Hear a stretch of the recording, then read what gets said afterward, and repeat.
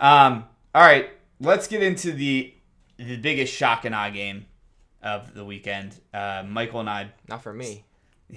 Michael and I watched it together, but online, essentially, just FaceTiming each other here and there. Villa 1, Man City 0, Leon Bailey, the Jamaican winger, with the lone goal here. Interesting lineups by both teams. Villa came out in a 4-4-1-1, it looked like, which is it's odd. I don't know who some of these people in these positions are for City. I know who they are, but like Rico Lewis playing a midfield position, John Stones playing a midfield position. We're a mess. Look, I can break this game down defensively, midfield, striking, overall. I think it'll be a lot better podcasting if you kind of guide where you want this conversation to go, and then I can fill in my thoughts. So, I think we can both agree it was... I said at one point it was one of the most exciting 0-0s I've ever watched. For one side. I actually rewatched... Yeah, but it was... There's just something about when you are the underdog, and they were, like, just because you are who you are, and you won the treble, and you've won three years in a row, you are always going to be a favorite. It doesn't matter. Yeah. So when you're the underdog, you're at home, and you are just pumping somebody. Pumping a team that you in theory should not be taking it to like you are. There's just something like about watching that is just so fun and so exciting and interesting. And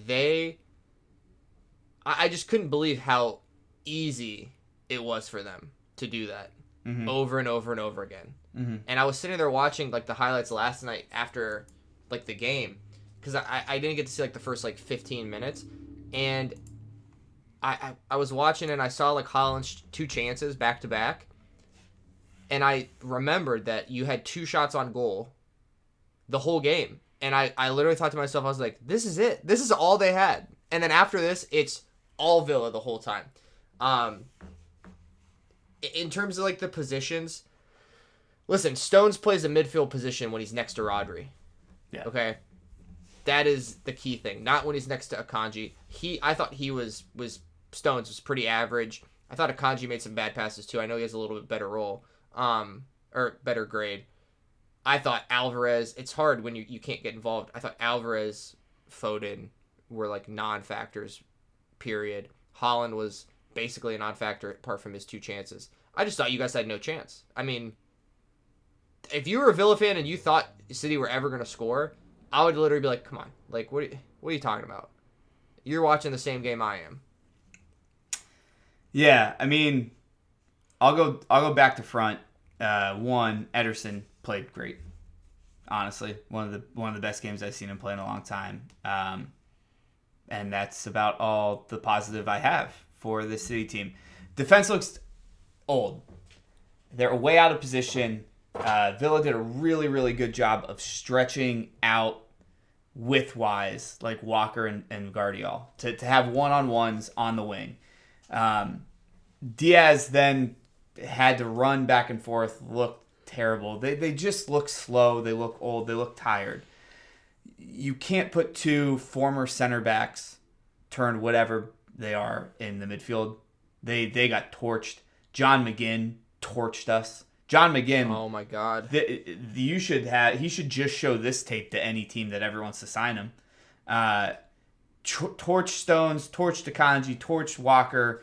That back line was just so tired, so slow and so tired, and they looked terrible. Then it looked like a high school game a bit, because for us you have that going on, those 5 players. And then you have a swath of space. And then you have that 4-person line. Actually, it's a 3-person line of Foden, Alvarez, and Lewis, just unable to connect the defense to the midfield. The only time you would is if you're like Bernardo Silva just running around this way, like and for those of you listening and not watching on YouTube, I'm making a circle. Like, he had to go into the defense to get the ball, to bring the ball into the midfield, to then bring it to the attack.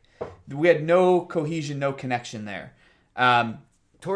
Towards the end of the game, he literally picked the ball up behind your center backs, dribbled it up, and then still didn't have anything to do, and just booted it forward to Haaland, and Diego Costa just headed it out, and the game ended.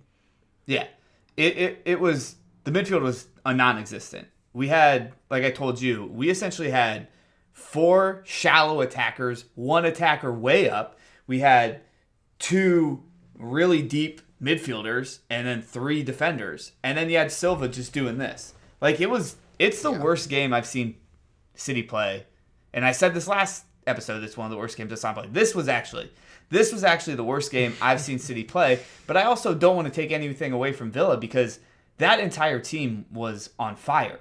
That is the best. Yeah. That is the best press I've seen in the Premier League. Not even against us, in the Premier League, since that end of season when you guys made the run to the Champions League final, lost to Madrid, and then won it the next season. That time period of Liverpool football is the best I've seen for them, and that was the best press. Mm-hmm. This was a better press than that, just because it was. And I said this in the post game, and I kind of agree with it, but it was controlled. I loved how athletic that Liverpool team was, and how Mane was in your face and Firmino was in your face.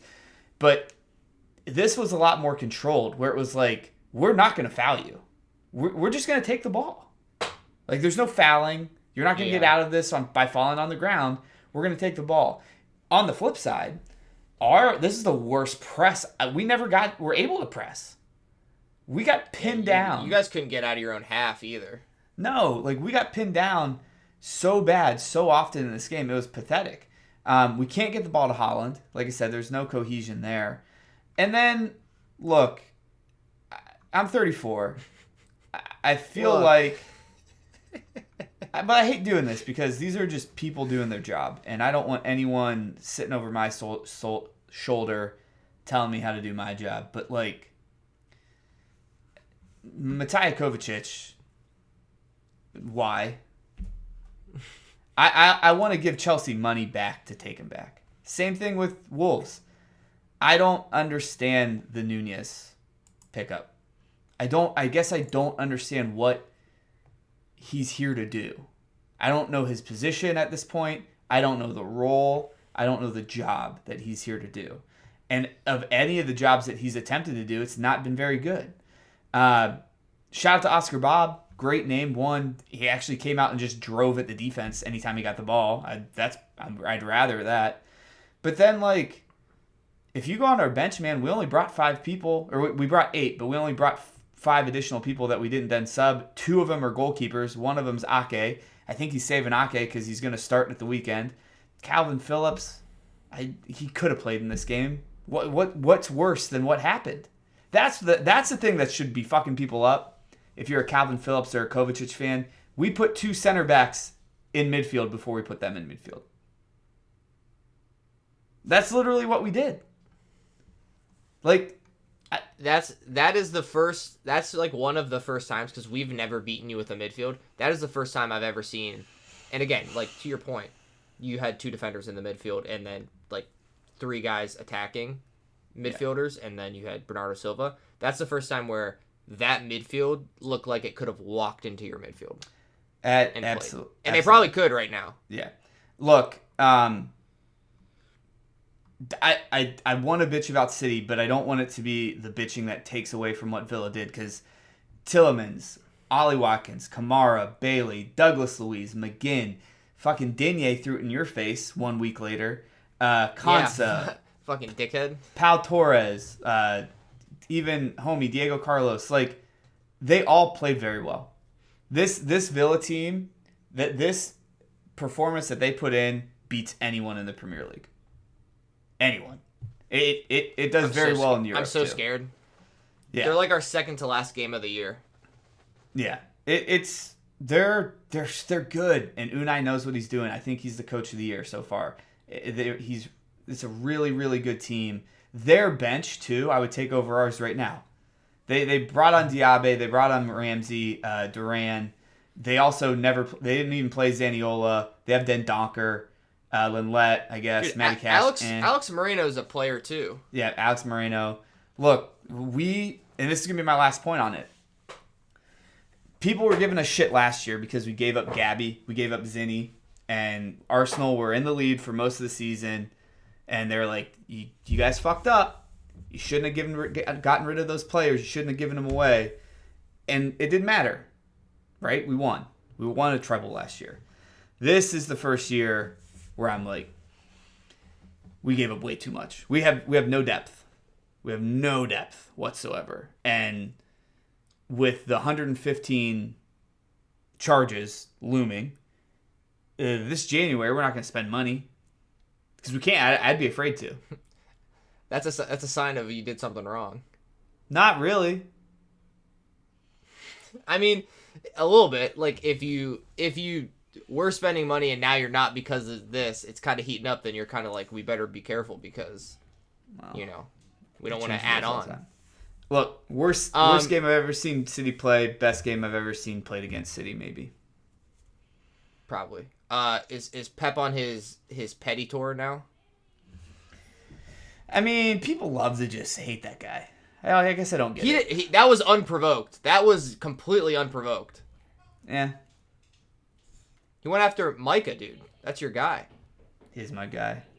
It is. I do think that there's a bit of lashing out going on in the Pep world right now. He did also come out and say that if we go back-to-back trebles, he's just retiring. So I think he's just saying anything he wants right now.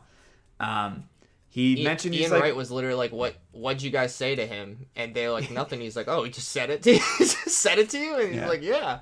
But like, I love Brady. You know, it's again one of those things where I'm gonna close this out. I'm gonna piss Dylan off right now because he's like, "Why are you complaining about this? Because I'm Wolves in your city." I'll piss you off again right now. I'm at the lowest I've been in a long time right now. But guess what? I'm not counting this team out. I'm not counting this team out. I'm not counting Pep out. This does eerily look like the season we lost to you guys, but I'm not counting them out. You know, we'll be there, hopefully. That's how it is. Sorry for that loud sound. I just smacked my phone in anger. Hey, shout out Jamie Carragher, only guy who had a response ready. Yeah, let's shout out Jamie Carragher.